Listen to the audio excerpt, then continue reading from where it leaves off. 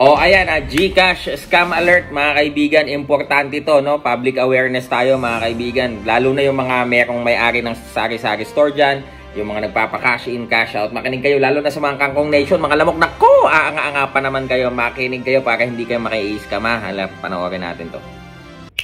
Kunin ko muna yung bayad kasi marami kasi nangyayari sa ano na ano. Ay, gano'n. Oo. Ay, ganun. Hindi, isisend ko rin naman pagbigay mo sa pera. Hindi mo alam. Ha? Pagbigay mo sa akin sa pera, isisend ko rin naman. Ay, parang hindi niya alam. Oh, talaga ba? Oh? Kasi di naman pwede isend ko tapos di ka pa nagbigay sa akin ng pera, eh malaki to, 5,000 to. Mismo. Oh. Oh, tingnan mo. Oh, yan, oh. Hello. Sabi niya. Kunyari may tinatawagan. Wala, patay naman yung screen. Sino niloko mo, te? Ha? Oh, kuha ka sa video. Oh.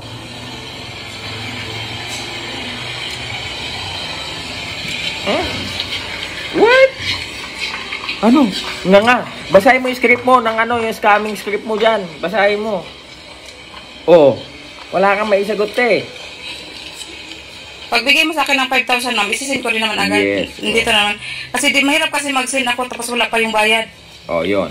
Alam mo, buti na lang, sharp tong nandito sa sari-sari store. Eh, paano kung ano yan? Kung senior citizen. Paano kung madaling magtiwala? Ah, sige, anak, sisend ko na sa'yo. Walang problema yan. Pagka-send, tapos nagtatakbo na. O nawala na bigla, hindi naman mahabol kung matanda na yung ano, di ba? Kasi yung ibang nagbantay sa tindahan, madali magtiwala, lalo na yung mga mahal nating senior citizens, no? Buti na lang itong tao dito sa tindahan na to, eh sharp talaga. Loko to eh. Oh, wala namang kausap. Oh. Basahin mo yung script mo, te. Ano naman, oh. Halata ka masyado, buli. Oh. Hindi, paano po kayo magkakash in ma'am kung hindi naman kayo magbibigay sa akin ng pera? Yes, exactly. Diba? Oh. Para asip naman na hindi niya alam. 'Di ba? Alam kong alam niya, nagmamaang-maangan lang siya. Ay, ganun ba? Pag magkakashin ba kailangan ko magbigay ng pera? Natural. Oh. Eh, di ba kakargahan yung GCash mo galing sa pondo ng GCash nung sa tindahan. So, physical money ang ilalabas mo. Asip naman na hindi mo alam, no? Kala mo, nakahanap ka lang ng katapat mo. Siguro to lumibot sino na ng maraming magbibigay ng pera? Oh. Ako po. Oh, ayan. Alam mo naman pala. Ay, i-process mo lang daw. Ay, wala akong nakikita sa yung pera ma'am, eh. Paano ko i-process? Eh baka mamaya, pag isend ko to, tapos wala pala kayong pera dyan. Exactly. Marami kasing modus na ganyan ngayon eh. Oy! Kuya, may kinakato. Oy! Diba? Dinidedman mo yung paliwanag ni ate, no? Buti na lang sharp si ate. Kudos sa'yo ate kung sino ka man, ano? Ang nakakaawa dito, iniisip ko, yung mga yung mga, 'di ba? Marami tayong mga suking tindahan diyan, yung mga matatanda, no?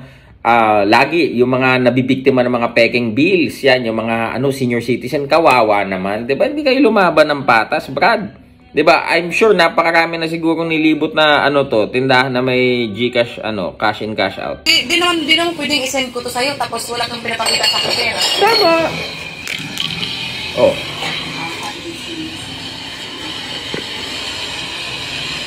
Ano na? Oh. Nagpapanggap na may kausap, 'di ba? Kasi ito yung klase ng scammer na hindi well trained no? 'Di ba? Sinong nag-workshop sa iyo, te? Ang pera to, hindi mo nang pwede i-send ko sa iyo tapos wala ka pa bibigay sa akin. Oh. Oh. Oh, ilang beses mo nang oh, ano? Hello, anybody home? Oh.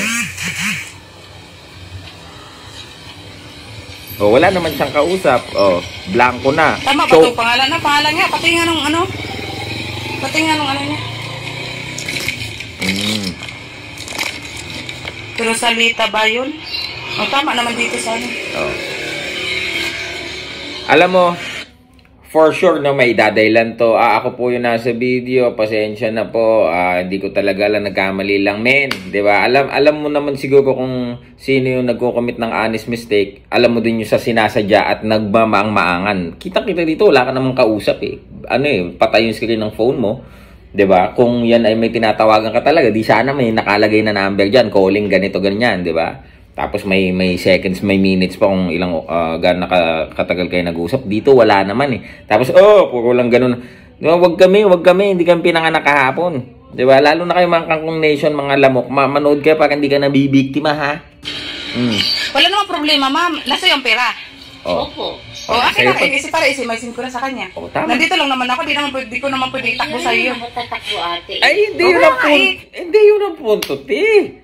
Di ba? Hindi naman usapin dito kung tatakbo ka o hindi. Ang usapin dito yung pera, ibigay mo na. Kasi naman na hindi mo alam, te. 5,000, di ba? O talaga, kung may nandyan yung pera, ako kung, di ba, papakashin ako, nagpapakash out ako, minsan nagmamadali talaga ako. Ito po, te, ito, tanggapin nyo na kahit, di ba?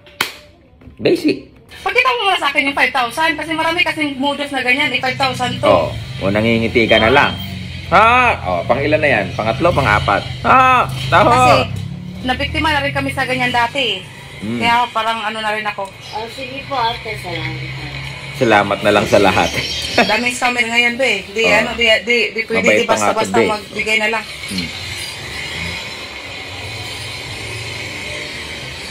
Lul ka, kala mo, saan mo ako Oh, gagawin? ang lutong. Oh, yun. Buti na lang matalino si ate, no? Sharp, no? So, syempre ito, paminsan-minsan ganito tayong content, mga kaibigan. Public service announcement or awareness ito, mga kaibigan. Para yung ating pong mga kababayan, lalo na yung mga nasa karating probinsya, maging aware po tayo ganito. Lalo na yung mga bago pa lang na nagkakaroon ng GCash business. 'Di ba? Usually, sila po yung talagang susukatin sila ng mga scammer, maiisang ba namin to o hindi, ganyan. So ito, nagkamali siya ng tinalo dahil nakahanap siya ng katapat, men, di ba? Sisikat pa siya ngayon. So yun lang, mga kaibigan, mag-iingat po tayo lagi. Silver Voice TV, peace.